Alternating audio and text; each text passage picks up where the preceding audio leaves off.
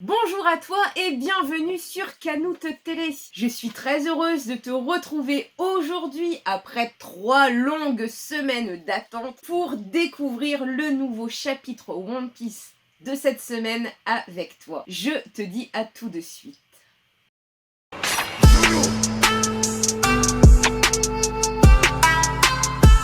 La cover du Jump donc de cette semaine où l'on découvre enfin une Yamato en couleur.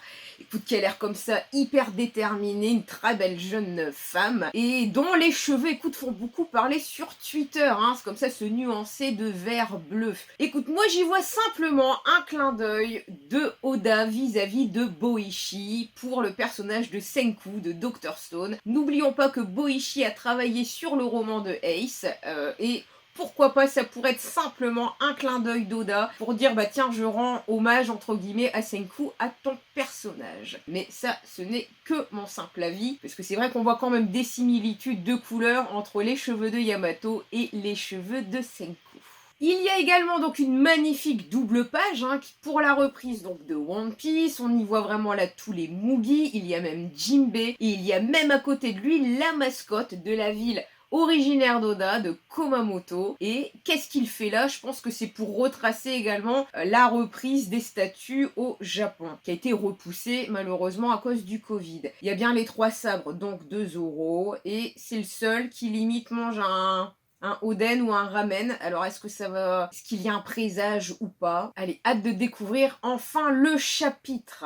C'est parti donc pour le chapitre 992, les survivants. Onegashima est sans dessus-dessous. Tu as bien compris, Perospero. L'alliance avec Kaido, c'est moi qui l'ai décidé.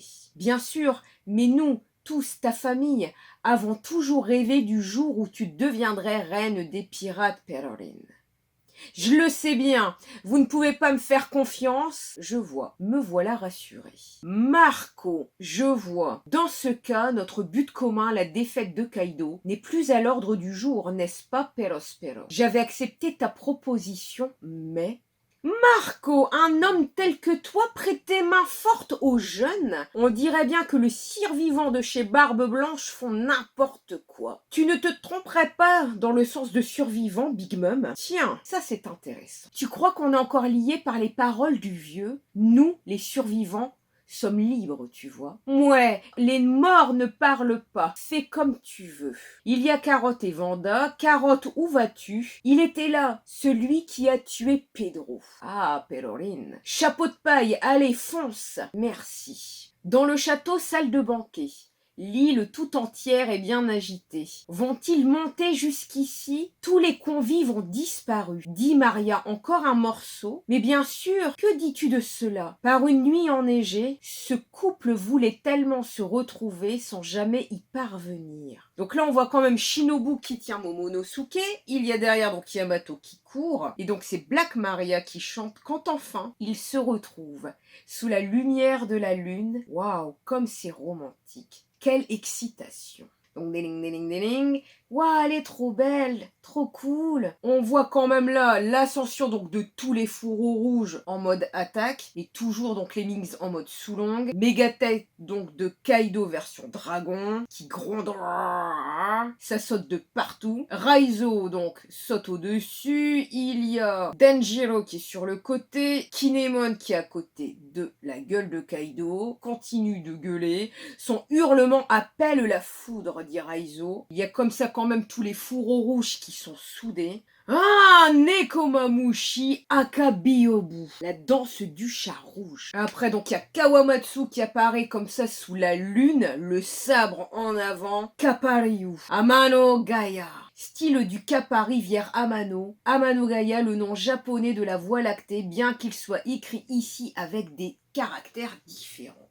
Que Kaido est atteint par leur propre coup. Kaido, forcément, donc là on a une méga griffe qui cherche à attraper Kawamatsu. C'est le nom des objets qui permettent de faire fuir les chiens, comme des bâtons. Ici c'est littéralement écrit bourrasque de la grande porte du chien. Inu Odoshi. Et là comme ça Inuarashi donc qui enfonce son sabre sur le côté dans le corps de Kaido. Zanzetsugama d'un Gerigan, fossile de la neige persistante. Donc là par contre c'est Okiku maintenant qui attaque. Balle du final. Bande d'insolents, dit Kaido, alors que ces types n'utilisent pas du tout les techniques d'Oden. Ils arrivent à me blesser, pourquoi? Parce qu'il y a de la détermination. Il y a de la vengeance dans l'air, Kaido. Je crois que ça fait 20 ans qu'ils attendent ce moment-là, et si on met pas la patate maintenant, ça serait dommage. Mais en tout cas, c'est bien comme ça d'avoir une accumulation d'attaques de tous les fourreaux en même temps. Après un Ball Breath de Raizo, Nippon, voix de ninja, technique de l'enroulement. Maki Maki no Jutsu. Mon rouleau peut enrouler tout ce qui existe, et donc on voit comme ça super que le rouleau en fait donc de Raizo absorbe comme ça l'attaque de Kaido. Avec un rouleau comme ça qui essaye de forcément de l'emprisonner, retour à l'envoyeur Ball of Breath. Et là c'est Kaido Hokan, retour respectueux. Maître Kaido, qu'est-ce qui se passe? Impossible qu'il ne prenne autant de dommages, dit Kinemon, puisque je vous dis que je vais vous l'apprendre. Ah, c'était une technique donc d'Oden. Non merci, nous avons déjà un style qui nous convient. Le Nitoryu d'Oden est le plus puissant. Alors pourquoi personne ne veut en devenir l'héritier? Ils se sont battus, tu sais, à propos de qui deviendrait ton premier disciple. Ils se sont vraiment battus, dit Toki. Ils t'aiment beaucoup trop, il y a presque eu un mort. À quoi vous jouez? Oden, Nitoryu. Oh là là, et là ils sont tous comme ça, le sabre en l'air. C'est beau ça. Ne me faites pas rire, bande d'imitateurs. Et on revoit comme ça Oden, vous êtes prêts les gars? Alors le Ryuo, c'est écoutez-moi. Là forcément on va pas nous le dévoiler, mais c'est le Togen Totsuka. Et là c'est une magnifique attaque, limite qui reprend où il y avait déjà la cicatrice de Kaido. Quoi? Non, c'est déjà pas fini, 20 ans plus tard. Non, c'est pas vrai. Donc le Togen Totsuka, littéralement les 10 points de l'utopie.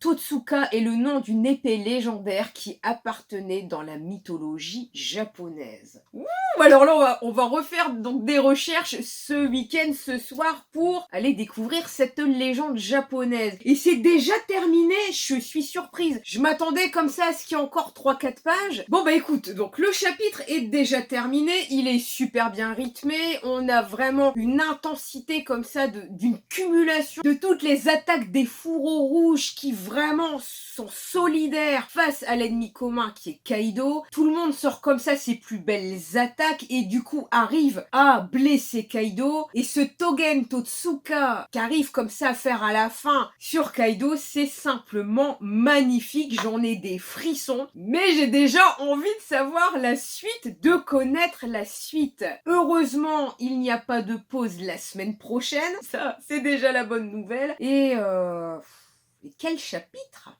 Alors c'est déjà l'heure donc de la review donc du chapitre. Écoute, tu vois, je suis encore chamboulée. Vraiment un excellent chapitre où j'ai encore les frissons tellement qu'il y a eu d'attaques, qu'il y a eu plein d'attaques comme ça combinées des fourreaux rouges. On va quand même revenir donc en début de chapitre, hein, donc où Perorine avait quand même donc bien proposé à Marco une alliance pour combattre donc Kaido. Mais Mama, décidée à n'entendre qu'elle et à ne croire qu'en ses pouvoirs, faites-moi confiance.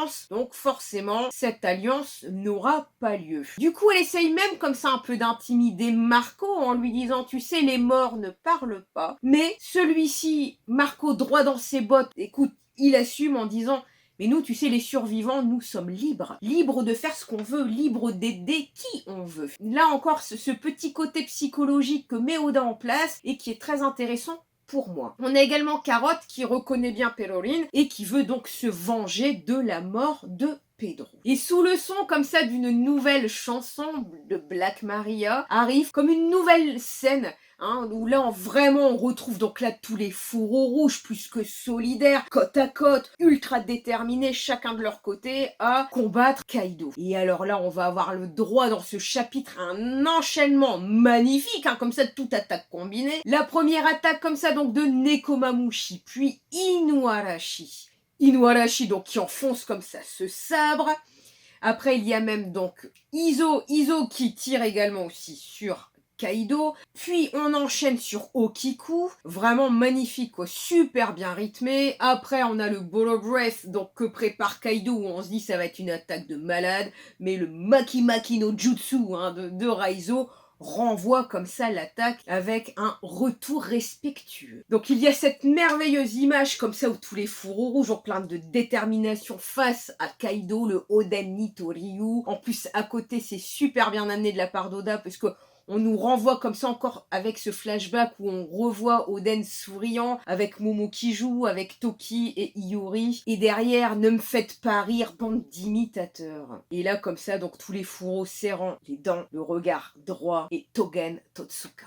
Les 10 points de l'utopie. Une épée légendaire qui apparaît dans la mythologie japonaise. Écoute, où je vais me faire un plaisir d'aller rechercher tous ces éléments. Donc cette reaction live review est terminée. Si elle t'a plu, merci pour ton pouce et ton commentaire. N'hésite pas à t'abonner pour me soutenir et me donner de la force sur YouTube. Je te remercie d'avance. Je suis également disponible sur Twitter, Insta, Facebook. Je vous remercie. Je vous souhaite une bonne journée, une bonne soirée et je vous dis à très bientôt.